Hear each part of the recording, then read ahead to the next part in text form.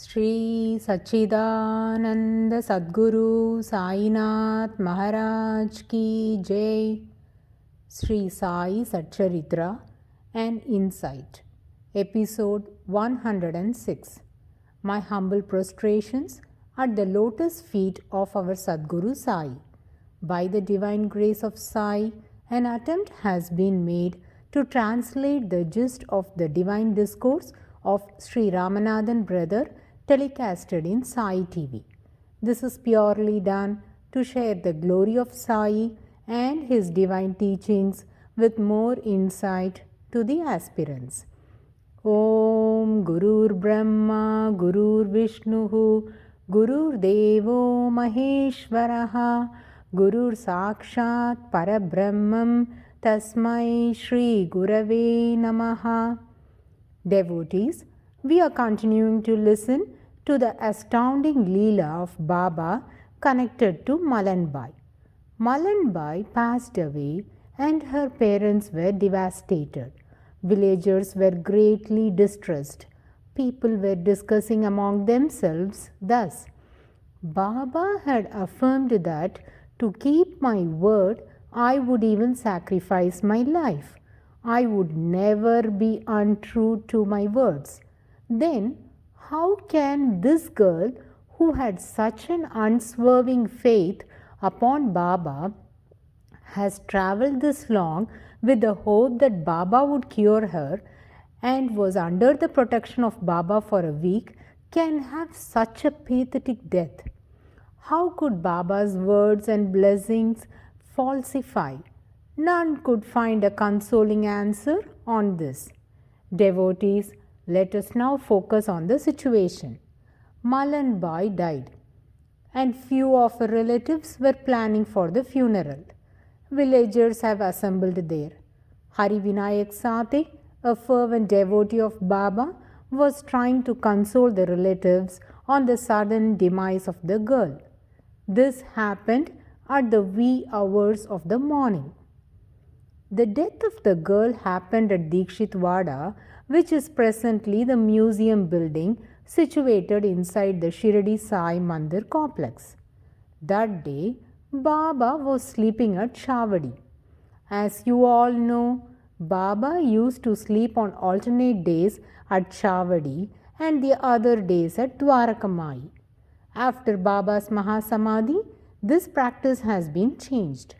On every Thursday, Baba is made to sleep in Chavadi, and this ritual is known as Chavadi procession, which is a splendid sight to behold. As per Baba's routine, he wakes up during the Brahma Muhurtam, which is obviously before the sunrise.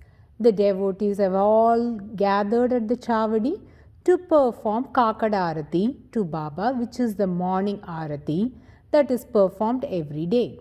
But to everyone's astonishment, that day Baba had not woken up, which was unusual because in the morning hours, Baba, as that of an Agnihotri, would sit close to the Dunima and fixing his eyes on the divine fire, would sit in trance, placing one of his hand behind the outer ear to keep it half closed.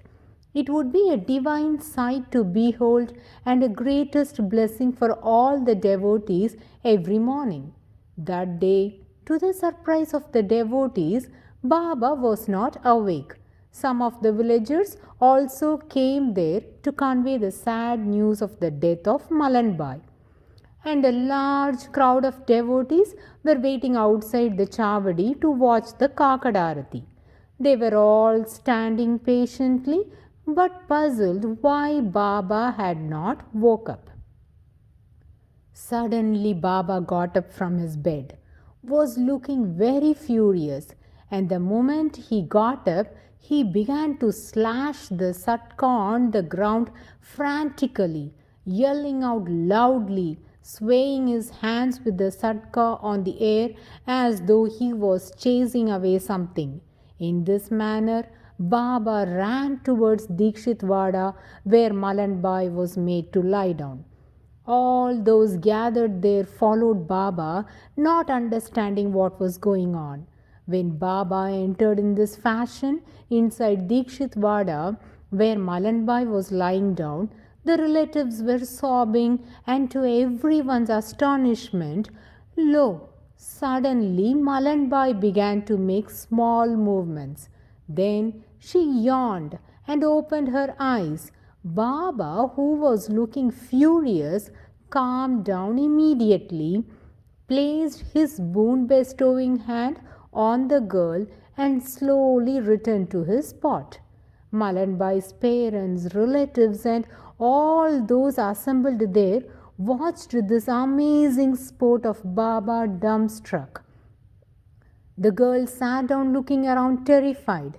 She was a corpse few minutes ago, and now everyone were flabbergasted to see her alive. None can contemplate what happened, but all of them were extremely happy. They came running towards her, gently shook her, sat next to her, and in amazement asked her, "Dear, what happened? Tell us how you are alive." Now this girl Malanbai began to narrate the story. A black man appeared before me, held my hand, and was about to take me with him. I began to cry for Baba's help. Immediately, Baba took his satka and began to beat that black man profusely and pulled me out of the black man's clutches. Thus, I was saved by Baba. The black man, unable to bear Baba's thrashings, ran away. I was with Baba inside the Chavadi and felt happy and secured. Devotees, please pay your attention on this statement of the girl. She came from a village by named Devgan, far away from Shiradi, and was bedridden. Though she is in Shiradi for a week, she doesn't know any other place other than Dwarakamai and Dikshit Vada. Because as soon as she came to Shiradi with her family, she was carried to Dwarakamai for Baba's darshan, and as per the instructions of the incarnation of the Supreme God, she was made to lie down in Dikshit Vada.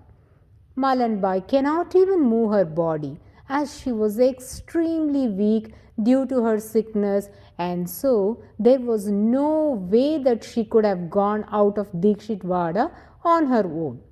Nobody took her out of the Vada.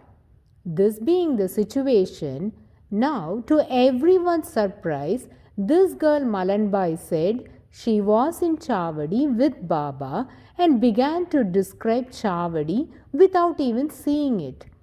She gave every intrinsic detail of Chavadi as follows.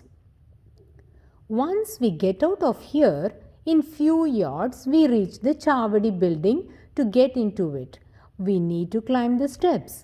Then there are 3 entrances, and on the left corner of the building, Baba was lying down. Later, after rescuing me, he made me to lie down there and blessed me, saying, "Do not worry, nothing to fear. You are all right." I was made to lie down near the spot where Abdul Baba's things were kept. Lamps were hanging from the ceiling. I also saw a sheet as that of a screen behind Baba's bed, which would prevent others from seeing Baba while he is sleeping. All those assembled there stood dumbfounded as she continued to describe the Chavadi. Devotees, how this is possible? Can we fathom Baba's Leelas? Never. All that we can say is Baba had brought her Sukshma Sharira, or the subtle body, and protected it at Chavadi from being taken away by the Lord of Death. That's how the girl was able to see where and how she was protected by the Supreme Lord Sai Baba. And the black man that pulled the girl was none other than the Yamadharmaraja. The girl, in her childlike way, narrated this incredible miracle. She said, "How can that black man endure the thrashings of Baba? He had to flee away in pain." Devotees, time and again this is what Baba had affirmed. The strength of the attacker is not comparable to that of the savior has been proved. Isn't this phenomenal? And the same was spoken to Bala Sahib Mirikar by Baba. We are Dwarakamayi's children. When Dwarakamayi is there to protect, how can the long Baba dare to attack? So, the Leela of Malanbai is one such amazing miracle among many that testifies the supreme nature of Baba. A Sai philosopher narrated the above in his writings thus: as Lord Shiva has been depicted as defeating or killing Yama when the latter comes to take the life of his devotee Markandeya, similarly, Lord Sai has defeated the god of death Yama and saved his devotee Malanbai from the clutches of death. Lord Shiva is praised by the name Kala Kalaya, which means the death of death. Didn't our Sainath Maharaj perform the same sport to protect the girl Malanbai? Hence, isn't it very appropriate for Sai to carry the title Kala Kalaya, that is, the one who subdues even the all-powerful Kala or god of death? And the same has been glorified in the 12th Ashtotra Namavali of Sai Baba, compiled by Pujya Sri Narasimha Swamiji as Om Kala Kalaya Namaha. Getting back to the original thread, Baba spoke such promising words to Bala Sahib Mirikar. Though Bala Sahib couldn't understand the parables of Baba, he didn't dare to ask for clarification. He took Baba's permission to leave and came out of Dwarakamayi to get his baggage ready to start to Chitali. Shama was also present there. Those days, the Mamlatdars, while going on tour to other villages, would carry their own tents and bedding essentials along with them to camp in those villages. Similarly, Bala Sahib Mirikar had all his stuff loaded in the horse cart when he set out to Chitali from Ahmednagar. He stopped in Shirdi to have Baba's darshan and now about to resume his journey. Just then, Baba called out for Shama and said, "Shamya, you also accompany Bala Sahib to Chitali. You will get to witness some beautiful incidents and you can also enjoy the tour to Chitali." Immediately, Shama came to Mirikar and said, "Baba has instructed me to join you to Chitali. So let me quickly go home, pack my things and come back." Whereas Bala Sahib didn't answer in affirmative. He said, "Why trouble yourself unnecessarily? What will you do coming so far off up to Chitali?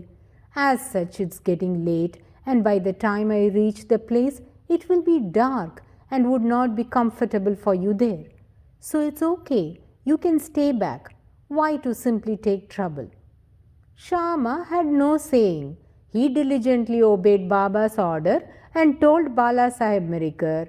Since Bala Sahib's response was different, he got back to Baba, said what Bala Sahib had told him. Now let's listen to Baba's reply. Baba wasn't happy to hear this and said, "Okay, leave it.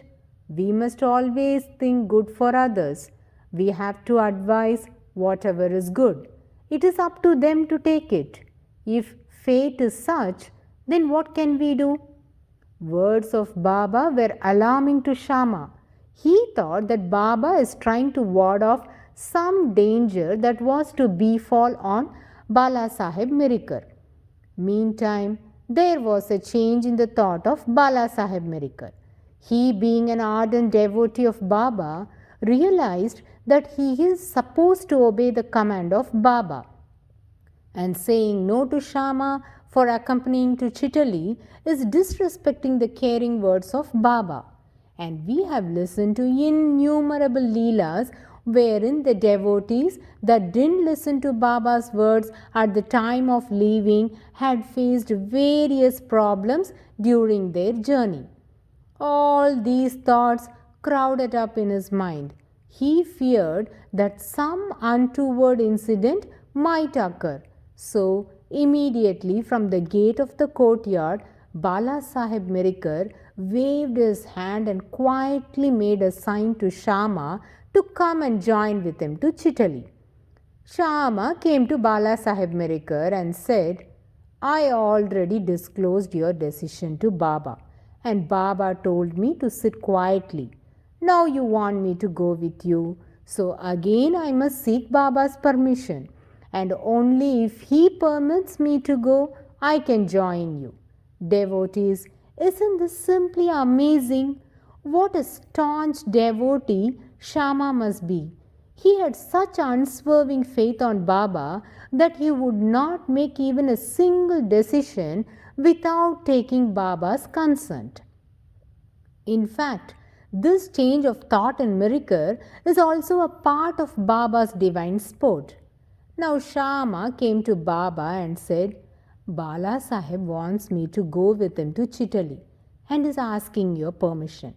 Baba's face bloomed with happiness, and instantly he gave his consent to Shama to accompany Bala Sahib Mirikar and said, All right, if he wants you to join him, you may go with him. Her name is Masjid Mai. She will never let her reputation suffer. After all, a mother is a mother, very loving and very compassionate towards her children. But if the children turn out untrusting, how can she then take care of them? Baba at this instance listed out 7 things upon which a person must place his trust. They are mantra, tirth, that is place of pilgrimage, Brahmin, God, astrologer, doctor, and guru. With all the above, the gain is in proportion to the faith that one has upon them. So, whether chanting of a mantra or following the directions of a doctor, holding our faith on God, abiding by the instructions of the Guru, all or each one of the above will provide the results based on the extent of faith established by a person to that. At this juncture, I would like to share a story based on the faith one had to have while they set out for a pilgrimage. As per Kasi Mahatmya, there is a story in which once Lord Shiva has affirmed that all those who take a dip in the holy Ganga, their sins will be annihilated, and they all attain liberation. After this declaration, when Goddess Parvati and Lord Shiva were traveling on the earth, they found thousands of people taking bath in the holy Ganga. Now Goddess Parvati asked Lord Shiva if all the sins committed by these people will be washed out by taking a bath in the holy Ganga, and will they all get liberated?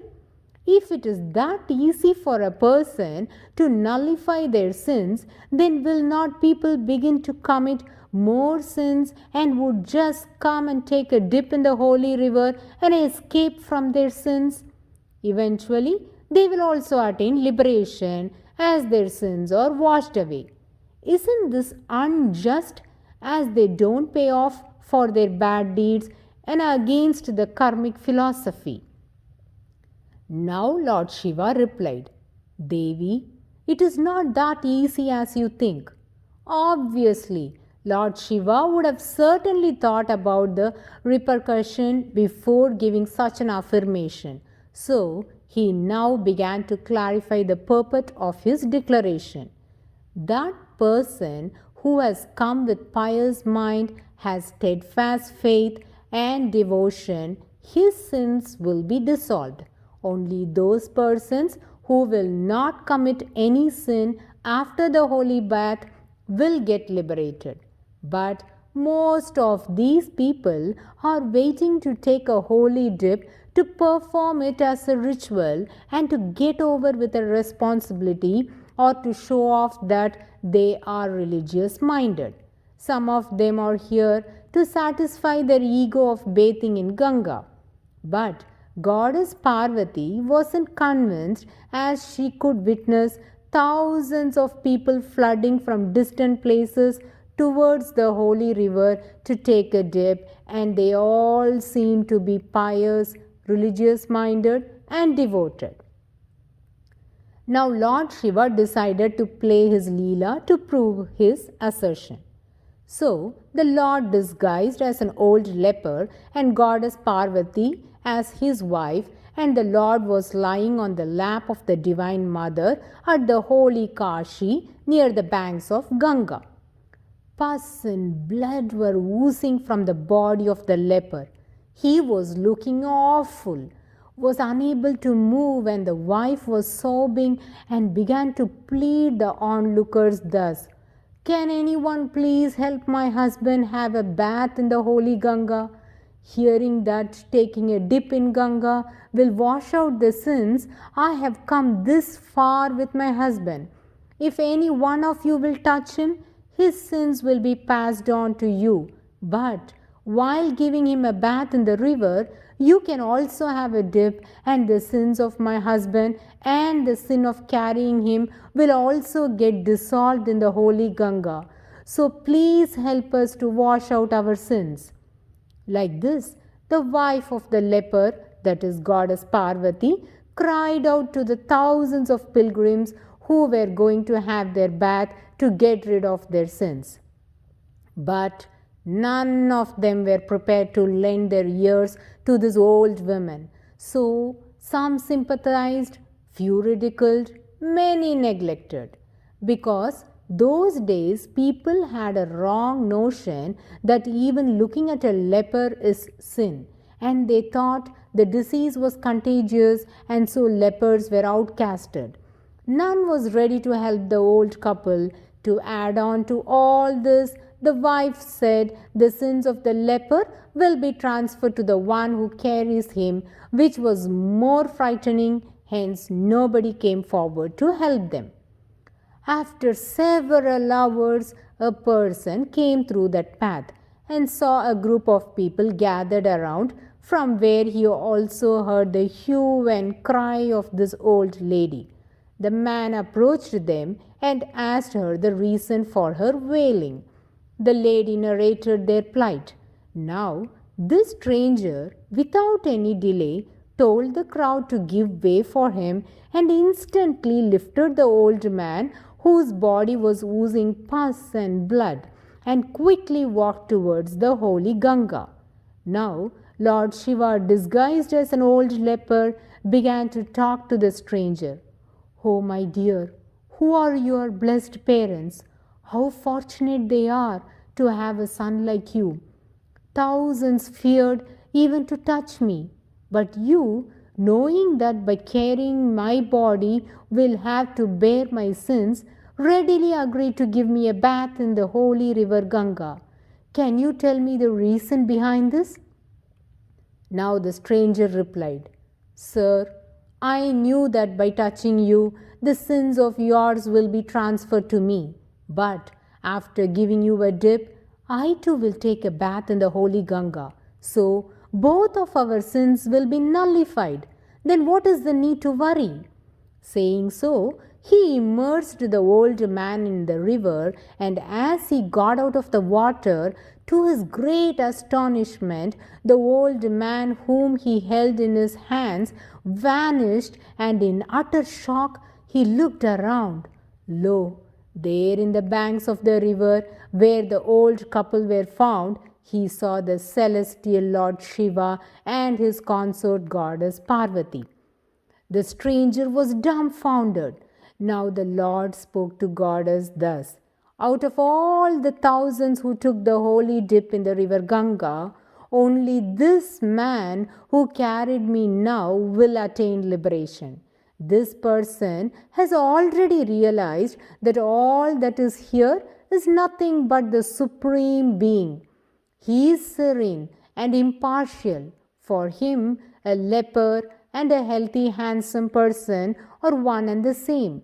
Only when people like him take a dip in the Ganga, the holy river will wash out their sins and grant them liberation." Devotees, the rest of the pilgrims, though looked pious, religious, and have had the glory of Ganga, didn't have steadfast faith as that of the stranger. But this person believed without an iota of doubt that the holy Ganga will sanctify the sins of those who take a dip in it. Hence, he dared to do this service for the leper. So, from this divine sport of Lord Shiva, we can understand that merely taking a bath in the holy river Ganga alone will not nullify one's sins or grant liberation. Having immense faith on the holy place of worship is the most important aspect to reap the blessings of the Lord. This same thought has been emphasized by Baba through Bala Sahib Meriker's story and says, if one doesn't have faith on the Dwaraka Mai, then what can the mother do to the child? Baba always insists upon two significant aspects. They are Shraddha and Saburi. If a devotee steps into Dwarakamai with utmost faith and thinks that Baba would settle all his unresolved problems, then certainly Baba will bestow his blessings and grant him a trouble-free life. Again, Saburi is not just being patient, but waiting with a right attitude until things settle down is inevitable. We should be certain that Baba is working on our issues.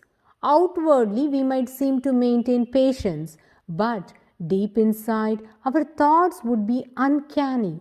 Subsequently, some of us would even compare with the pujas offered by others to Sai Baba and the results of their worship. The results might vary from person to person. Baba, knower of past, present, and future, will grant his blessings depending upon the intensity of faith, devotion, and past merits. So, Baba reinstates that Dwarakamai will protect those who have faith upon her.